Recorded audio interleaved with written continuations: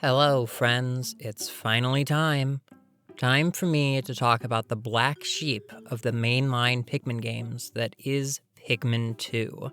Pikmin 2 occupies a strange spot amongst the series, one that's not unlike Dark Souls 2 in its positioning, albeit not anywhere near as divisive. It introduces a lot of new concepts and mechanics and tries some new things, not all of them being appreciated in the same way. Mechanics like caves, collecting treasures, a more forgiving time limit, just to name a few. These would all return and be polished in future entries and brought to a good balance, especially with the latest entry, Pikmin 4. However, Pikmin 2 is much like having all the ingredients for a good recipe, but not actually having a specific recipe in mind.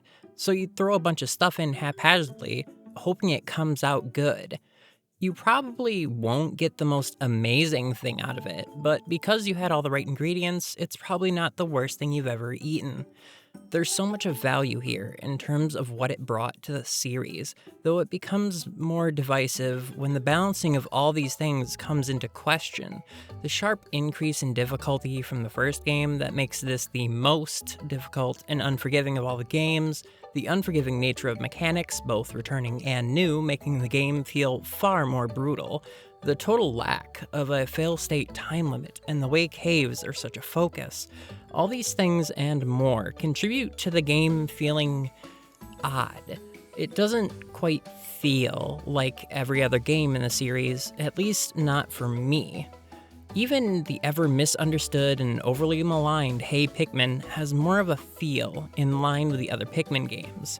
It's an incredibly abstract sensation to be tasked with putting into comprehensible words. Despite what it may sound like thus far, though, it's not a bad thing. I both love and hate Pikmin 2 much in the same way that I both deeply love and hate Dark Souls 2. Pikmin 2, by its very nature, both transcends and falls short of the rest of the series, and it's a game that, as you all know, I've been putting off covering. To be completely honest, I had originally planned to even cover Hey Pikmin before covering 2 because I knew that Pikmin 2 would have me digging far deeper into my thoughts, and playing Pikmin 2 is also a somewhat sadomasochistic experience. The only reason that plan didn't come to fruition is because my boiled radish of a computer couldn't handle running a 3DS emulator while it recorded footage, resulting in 2 crashes and about an hour's worth of incredibly stuttery gameplay. I think I may have painted myself into this conceptual corner subconsciously, a part of me crying out to drop the goofy YouTuber shtick for a bit to really elaborate on the way this game makes me feel. Some quick things before we get to that though. I want to thank all my wonderful Patreon supporters and to remind you that you can support for as little as $2 a month. I'll be attempting to overhaul and improve my Patreon and its benefits very soon as well, so look forward to that. Like, comment, subscribe, and all that stuff. Let's talk for a bit about Pikmin 2. Once more, I find myself allocating some time to talk about a title screen. Pikmin 2's title screen is just a more elaborate Pikmin 1. It has a gentle tune playing over forest ambiance of creatures big and small, and occasionally a bulb orb will make its way through, disrupting the Pikmin's delicate formation momentarily as they all scramble to keep a safe distance.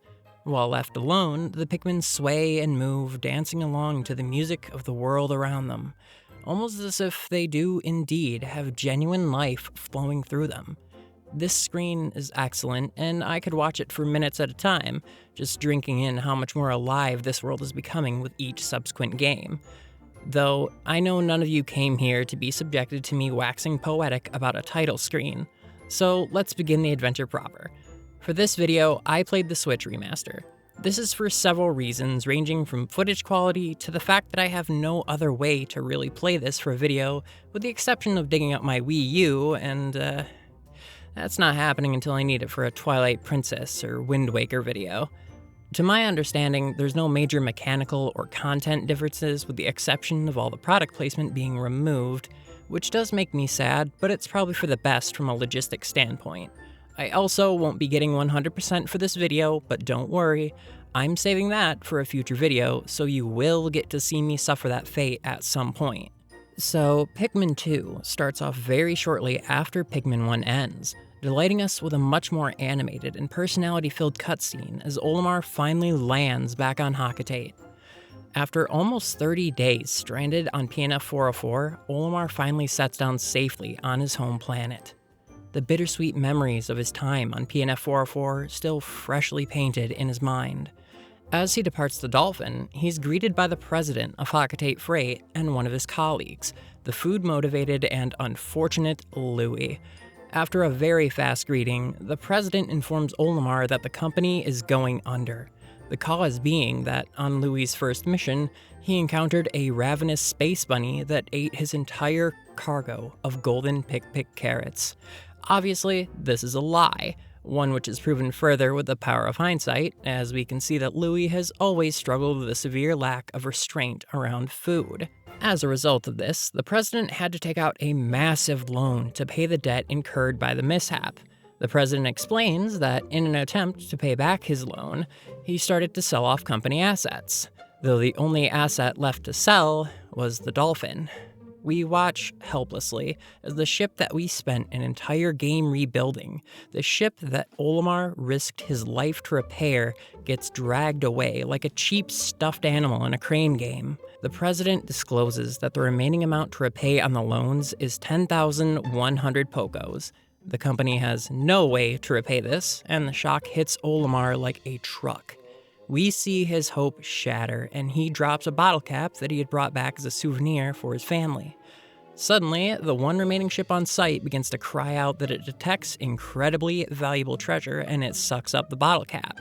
The ship reveals that this artifact is worth 100 Pokos, which the president remarks is more than an entire year's salary. This is a statement that has always made me very curious about the nature of the Hecatian economy.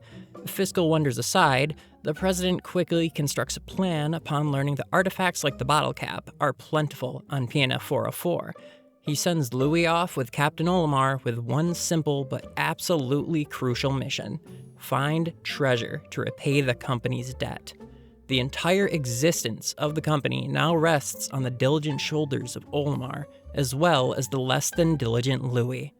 And so our heroes head off for another adventure on the mysterious PNF 404. In typical Olimar fashion, we encounter some issues with landing safely, causing Louie to be thrown from the ship. Olimar tumbles out upon landing and is immediately thrown into a conflict between some red Pikmin and a dwarf Bulborb. We get a sampling of one of the most agreed upon complaints of Pikmin 2, the ship.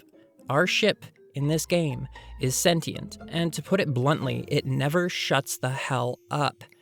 It serves as our exposition and tutorial provider, to an incredibly overbearing and pace-breaking extent. Where the first game was more content to let the player learn naturally by giving a brief explanation of controls and letting the player figure it out in the environment, Pikmin 2 takes the exact opposite approach, and most of what the ship has to say is delivered slowly, frequently, and in a very, almost condescending way. Our own ship has now become the biggest annoyance of the game. That aside for a moment, Olimar assists the Pikmin in their struggle against the dwarf Bulborb, and we get acquainted with switching captains, taking control of Louie and getting him introduced to the Pikmin. Every cutscene with Louie is frankly glorious. There's many reasons for my obsession with Louie as a character, and the amount of personality and charm in these scenes is a big part of the reason why. We get introduced to many new mechanics fairly quickly in this small area, in what feels like a very well-designed tutorial area. We learn how to switch captains and have them work together to overcome obstacles. We learn about digging and collecting treasure, and we learn about these paper bags that require a certain number of Pikmin to flatten. All of this feels pretty good, and it does a lot to get you familiar with some of the many new concepts in Pikmin 2. Don't have enough Pikmin on this side with Olimar? Switch to Louie on the other side. Solve the problem, rejoin each other, and then use the combined numbers to collect the treasure. This is arguably Pikmin 2's entire gameplay thesis. Pure, time-limited efficiency has been toned down, and now is complementary to the more tactical efficiency of managing two groups of Pikmin effectively to achieve your goals. It's very satisfying, and I think out of all the games, Pikmin 2 handles this the best. In 3, it can feel more like your captains are tools to solve puzzles, whereas here, it feels like you're just working together with a colleague. Another day at work that we both want to get through alive and prospering. With the Courage Reactor retrieved, our ship informs us that it will handle coming up with catchy names for the things we recover so that they can sell them. And that today is also at an end. We must head up into a low orbit so our report can get sent off to the president. And so ends our introductory day. Much like the first game, each day ends with a report on your Pikmin numbers, as well as treasure recovered and how much of our debt has been paid off. Also returning is end-of-day messages, many of them from the president of Hockatate Freight, regaling us with his exploits back home as he evades cutthroat debt collectors. I think, in terms of pure personality, Pikmin 2 was a high point that is yet to be hit again. 3 definitely comes close, but the sheer amount of charm present here is still undefeated. With that first day done, we get access to our somewhat familiar world map, now with a treasure log, and one of the best things to ever be introduced, the Piglopedia. For now, the enticing gleam of treasure calls to us, as does beginning the game proper. So we head back to the Valley of Repose for our first actual day back on this wild planet. Immediately, we see how unforgiving Pikmin 2 is, having our first enemies be a dwarf Bulborb and a sleeping spotty Bulborb. We are thrown right into it, and I just want to say ahead of time, if you weren't aware, Pikmin 2 loves to kill your Pikmin. Pikmin are much more fragile in this game than any other, and the feeling of being prey rather than predator, at least for now, is dialed back up to 11. The main focus of this first day, however, isn't up here. No, it's not on the oddly calm and somewhat familiar surface of this planet. The focus today, and of the game as a whole, lies deep underground. The caves are Pikmin 2's biggest core mechanic. In each area you can visit, you'll find several large holes in the ground, all of them leading to a totally self-contained, mostly randomly generated cave system. There's a few things in each system that remains constant, though. Things like the enemies that can spawn there, for example, as well as treasures to be found, hazards you'll encounter, the bosses at the end of them, and the number of floors. The layouts themselves are procedurally generated, which is why there's not much in the way of interesting set pieces or puzzles to be had. At least not in comparison to other entries in the series, though there are a handful of floors that are more preset in layout. Having said that, it does work in Pikmin 2's favor in a very unique way. It gives them a slightly off feeling that pairs well with the suffocating darkness and confinement that you experience down here, most of the time. Pairing that with the random hazards, traps that can fall from the ceiling and decimate your Pikmin without warning, and the feeling of being isolated in a hostile environment, and the caves become a very engaging experience. Though as I mentioned, the caves are very much unforgiving. These traps that I mentioned can mean that you're walking through a cave with all of your Pikmin, a bomb rock falls from the ceiling and explodes, having your Pikmin. Or the new electricity hazard that, unlike all the others, has no way for you to save your Pikmin from it. Electricity is death, of the instant variety. All of this might make it sound like an unfair game, however, it's really not. It's certainly unbalanced in a few ways, but you do have all the tools you need to make it through every cave if you're diligent. The game also saves as you enter every floor, so if you're met with a tragedy that you can't justify continuing on from, you can hit reset and try it again. Though I don't think this was the intention behind it, as caves can be hour-long affairs, I assume the autosave was more for ensuring you wouldn't need to replay the entire cave if you had to step away from the game for a bit. Every cave will also tell you ahead of time what elemental hazards you'll encounter within, educating your decision about what Pikmin to take with you. Even the names of the caves can give you some idea of what you might face down there, and you need to be fully prepared, because once you're in the cave, you have no way of gaining more Pikmin. Bodies can still be retrieved, but in the caves they're treated like treasures rather than hauled back to the onion on the surface. All of this comes together to up the tension dramatically as soon as you enter a new floor, and with no prior knowledge of how many floors are in each cave, you need to play conservatively because you may be in here for a long time. Thankfully, the difficulty is slowly increased, and this first cave is very kind compared to the ones that are to come. It's only a few floors, mainly to get you used to how caves work, and will also introduce us to one of the new Pikmin types. On the final floor, we can find this half of a globe that requires more than 100 Pikmin, something that likely threw many people for a loop back in the day. Up until now, it's been firmly established that we can have only up to 100 Pikmin and no more. So how do we retrieve this?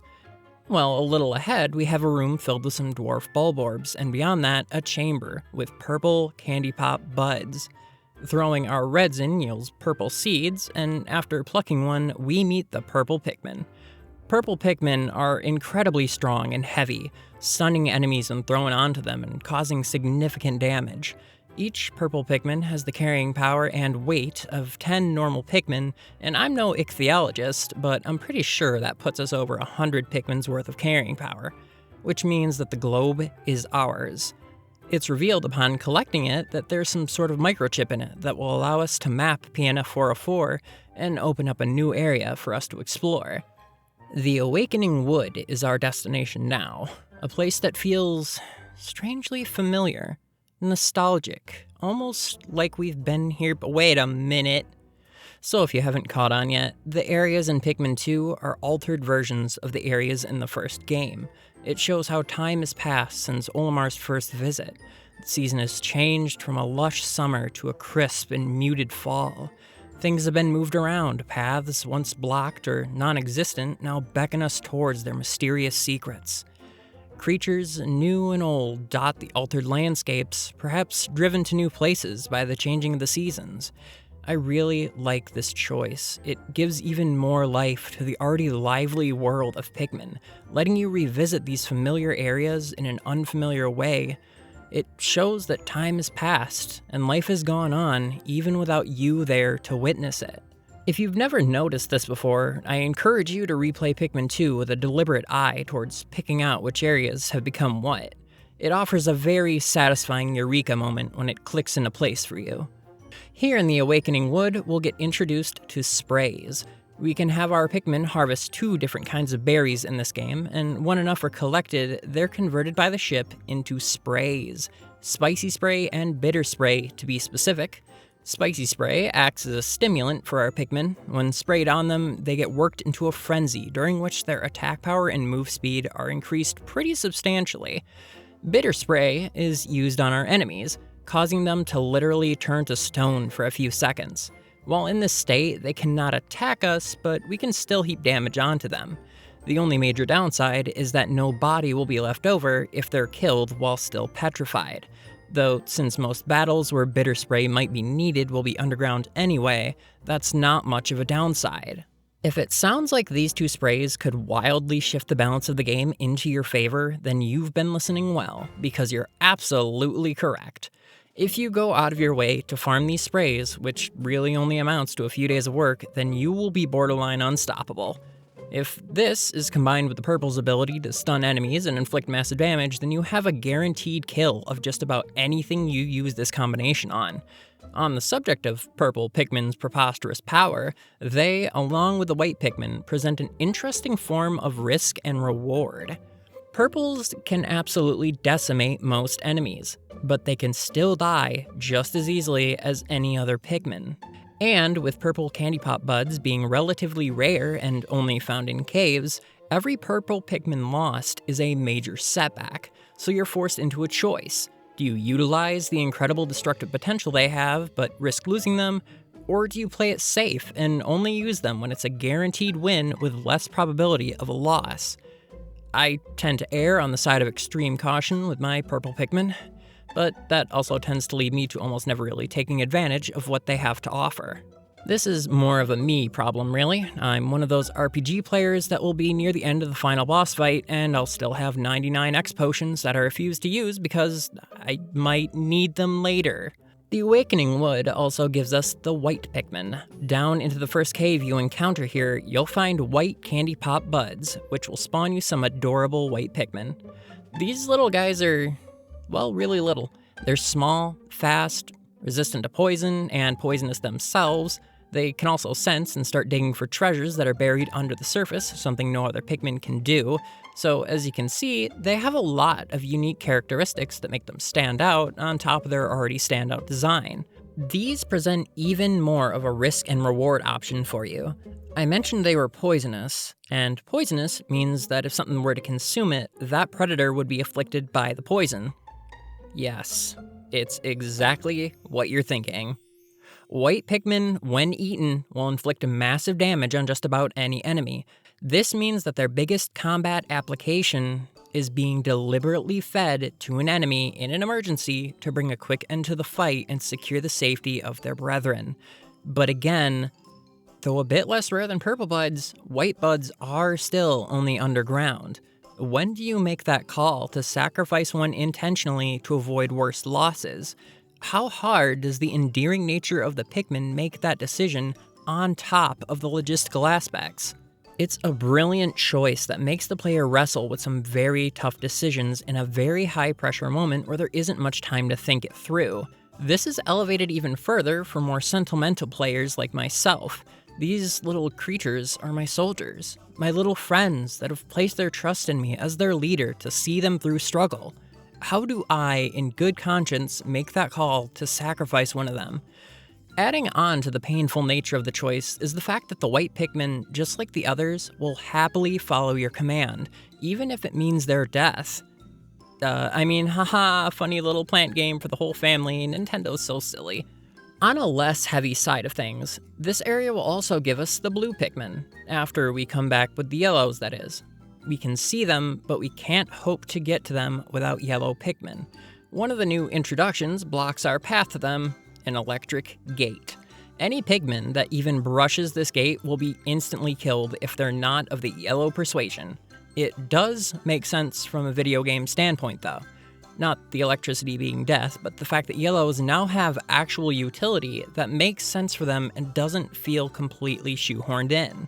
Since previously, the only distinguishing features were that they could be thrown higher and could carry bomb rocks. Now they play a similar role to reds and blues, being foils to natural hazards. This may have also partially been because bomb rocks aren't usable in this entry. They're still here though.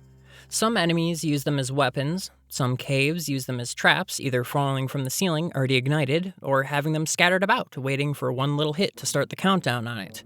In some of the cases, they do work in your favor, being intentionally placed for the player to lure enemies into, or to bait an enemy, like the Emperor Bulblax, into eating it. This feels kind of right, honestly. I don't have any strong opinions about bomb rocks and how they're handled in this game, but it doesn't feel bad. Though it does raise my blood pressure when they rain from the sky and blow up 40% of my Pikmin in a matter of seconds. Speaking of things falling from the sky, boulders. Boulders can also just fall from the ceiling in caves, and if you don't get out of the way fast enough, your Pikmin are just dead, crushed beneath the furious velocity of the rocks now raining down upon them as you watch helpless. Pikmin 2 feels like its entire motivation is seeing how many of your Pikmin it can kill before you stop playing. Even if you're used to Pikmin 2, you've played it a million times and know every little trick. This game is still dangerous. The randomized nature of the caves make it so you cannot know for certain what will happen where. You could start a level of a cave with a Bulbear right next to you, already getting ready to take a bite out of your Pikmin before you can even comprehend it. The caves in Pikmin 2 can be brutal. They can also be tricky. Some traps won't trigger unless you have Pikmin with you. Some won't trigger unless Pikmin are carrying something underneath it. Some bramble walls lead to nowhere or are just slightly alternate paths.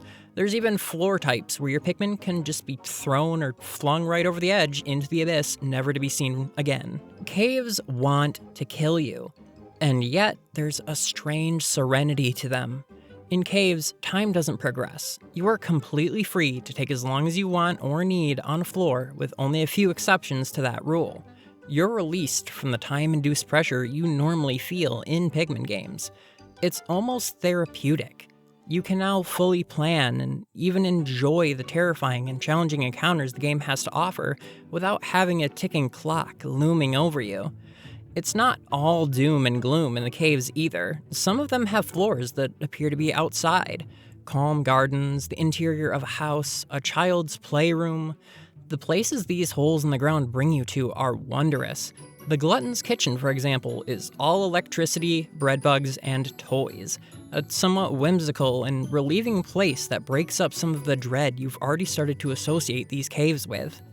However, with that dread usually comes a sense of adventure. We are here to hunt for treasure and pick every area clean of value, but how can we know if an area has been fully swept of treasure?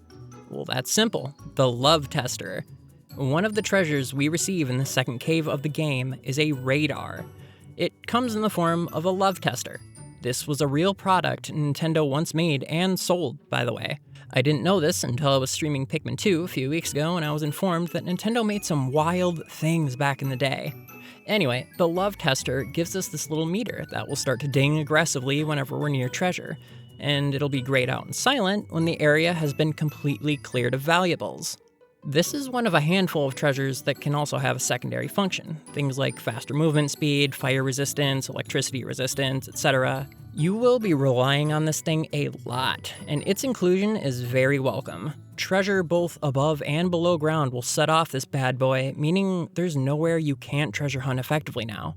I would love to take a more narrative format for this video, like I did in my Pikmin 1 video, but there's not a lot of narrative for me to attach to this. Pikmin 2 has a far more open, free-form structure to it, and my narration would end up being an hour of me saying, then we found this treasure and fought this. Truth be told, I like it.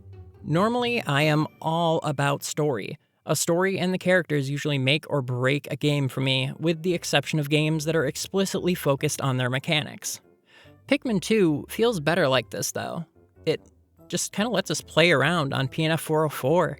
We explore at our own pace, and if we wanted to just waste a day marveling at the world, we totally can.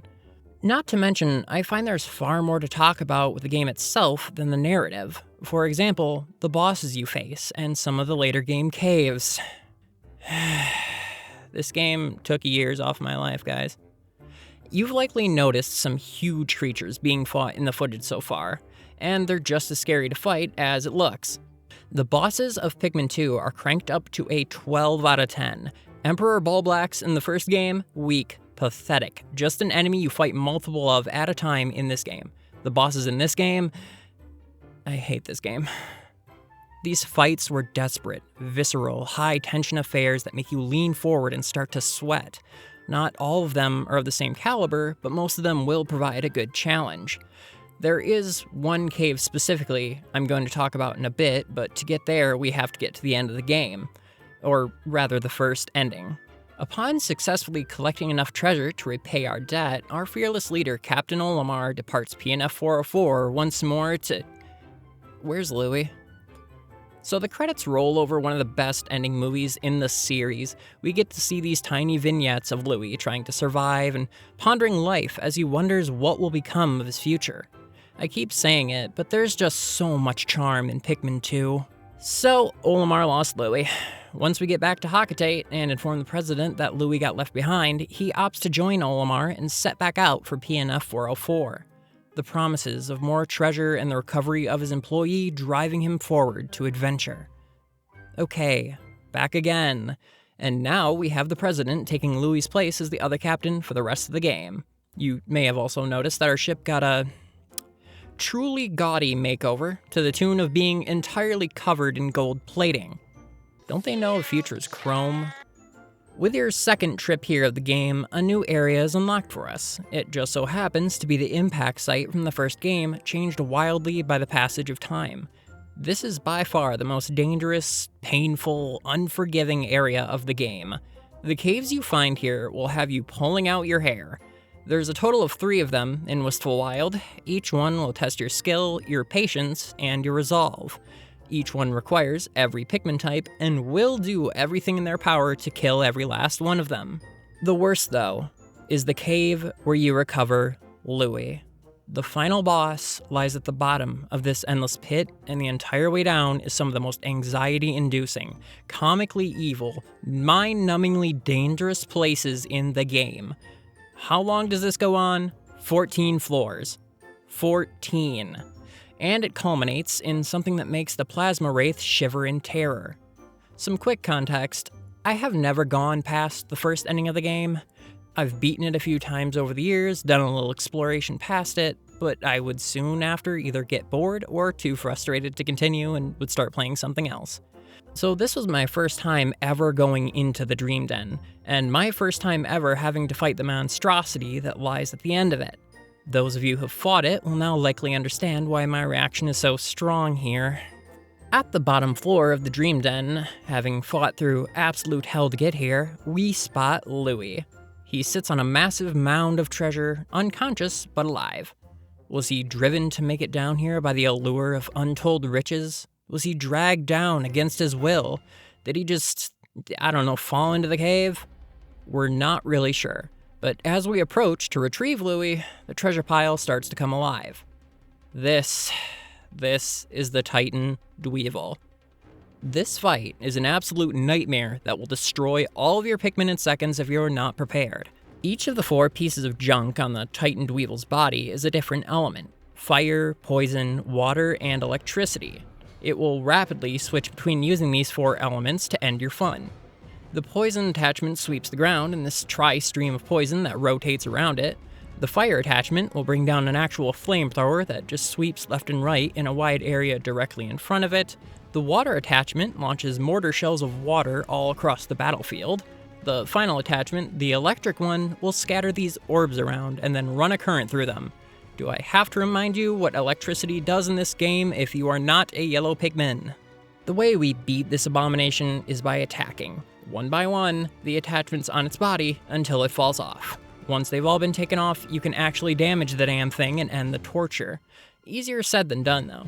Each attachment has a ton of health and no health gauge, meaning even if you wanted to bring only a specific Pikmin type into the arena to take care of a certain attachment, you'll be there for an eternity, and that one immunity won't matter because the Titan Dweevil has the other 3 elements ready to go at all times. So just bring all of your Pikmin down. Well, that poses its own problems too, since that's just opening yourself up to more weaknesses. There is no safe way to do this. This is a war. If I had farmed for spicy and bitter sprays, this undoubtedly would be a challenging but entirely doable fight. But I didn't, so it wasn't. I came out of this cave with only about 25 Pikmin left to my name.